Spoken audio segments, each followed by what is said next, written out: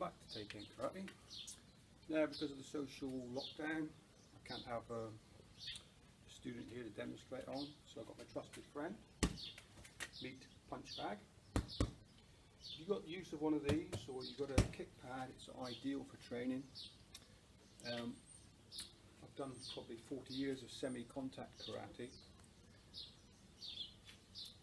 and a lot of people over a number of years are always used to pulling punches and pulling kicks. That's what we do in semi-contact karate. We make contact, but obviously not full contact and not knockout. Now, the mind can get used to that a lot. It's what you need to do and practice if you're going to continue your karate. Hopefully you'll find a local club and you'll support the local club and join it. If they've got access to kick pads or punch bag, I recommend you use it every single week. You have to feel the power that you've got in your technique. You have to feel that. And hopefully you won't need to come across a self-defense situation, but if you do, your mind needs to be ready just as much as your body needs to be ready. And if you continue used to pulling punches and pulling your kicks, and you don't know what it feels like to let that go to its full extent, that can cause a little bit of blockage there in the mind when you need to use it. You don't want that. A lot of cases you've only got a split second to actually react, and that time is vital. So you don't want to be thinking in your mind, well, I've never really hit this hard before. You've got to just be able to do it. So if you've got access to these are perfect for practicing and really letting go to the full extent of your techniques. So you understand the power of the techniques, and it also can help you correct your techniques. If you find you're lacking a bit of power in something, change your technique a bit, try it again on the pad, and hopefully the power will come through nicely. Now, I want to cover some, in Taekwondo and Karate, I tend to modify the self-defense techniques as opposed to the actual karate techniques. That's not to say they're different, they're the same, but obviously in a karate dojo you have plenty of room to get into your fighting stance, and there's no restrictions around you and you can do what you want to do. Now, in a self-defense situation you might be in a confined space, maybe a bar or a club. You've not got that luxury, like people behind you to the side, you've not got that luxury of going back in that comfortable stance that you've been used to doing year in, year out. That comes as a bit of a shock. So what I tend to do is teach self-defense moves alongside the karate moves, so they're in separate situations. So if you're in a confined space, you can still react with the same technique as we do karate, but without actually having to move back and get into a nice stance. If we come to punches, if you're unfortunate enough to ever witness a street brawl, a street brawl, or street fight, what you tend to see is this swinging motion. Now, for a trained martial artist, that's probably one of the easiest things to defend against, because the time it takes to get to you, this roundhouse motion, it's telegraphed, which is more important, so you know it's going to come at you, and it's easy to move in and defend against. That's why in karate we always keep punches nice and compact, close to the body. It's several reasons for that. One is because it's more efficient. You can do multiple punches. You could do multiple punches of this. Because you'd be tired out in a minute or so. Whereas in karate, you can do nice multiple punches and still save energy. It's efficient. It's quicker. It's faster. The time it takes for this punch to get round, as opposed to the time it takes to deliver that, probably half, maybe even a quarter of the time. And also, if your fists are in close to your body, the important thing is that it can protect you. Whereas if your fists are swinging out here, you've laid all this open to attack. So there's logical reasons behind keeping compact and efficient in karate. And obviously we are not going to put our fists back on the hips and stand in the bar with our point, the fists on the hips. That's not practical. But you want to keep your fists fairly relaxed but close to you. So if a situation does occur, you're ready to react quickly and efficiently.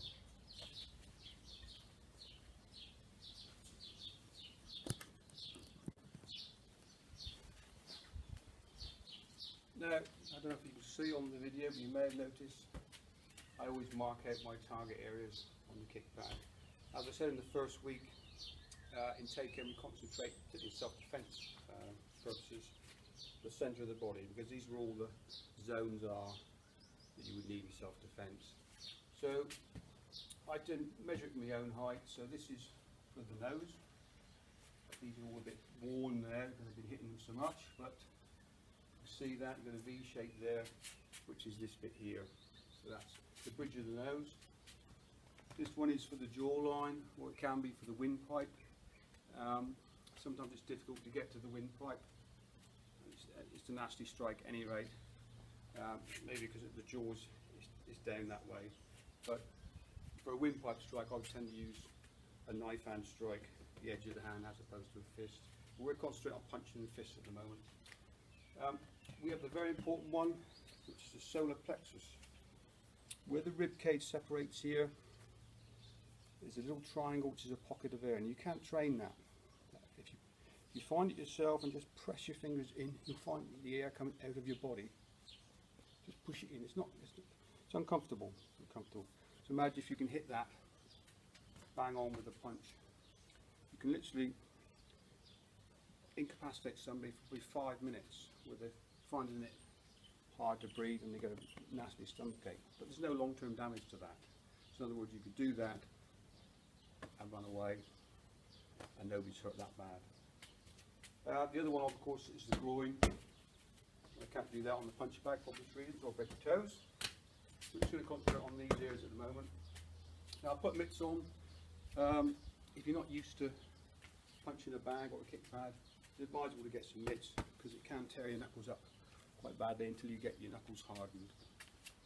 Let's go with the basic punches. What we learned the first week. We did a back fist one first, which was this one. Then we brought the elbow up. It's called urakin in karate, urakin, back fist.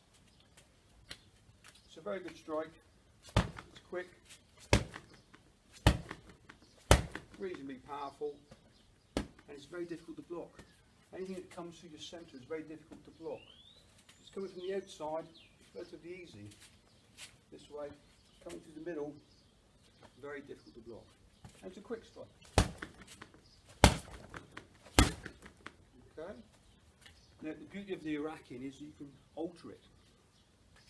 So we've not done this one before, but I'll just show you from here. This is the bridge of the nose. There we are. So when you bring it up, if you can see they're reacting to the side, you can just tip it over and come down with a back fist on top. So what you get is, you get it right.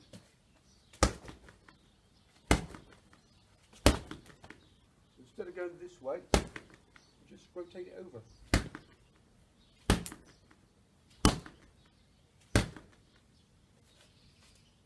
Down that way.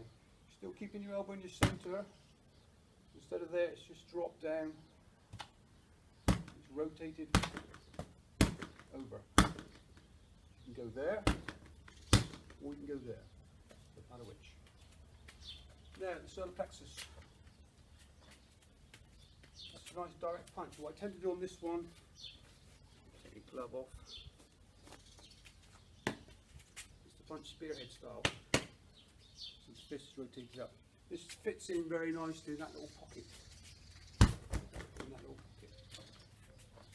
When you're doing your punches, you want to generate power from your hip. So imagine you've not got much room, so you can't really step back into that karate stance and bang that through. So you're going to have to generate power from this short little space we've got here. So really try and work it through. Push through. You can still generate a fair amount of power if you use your body and your hip going through.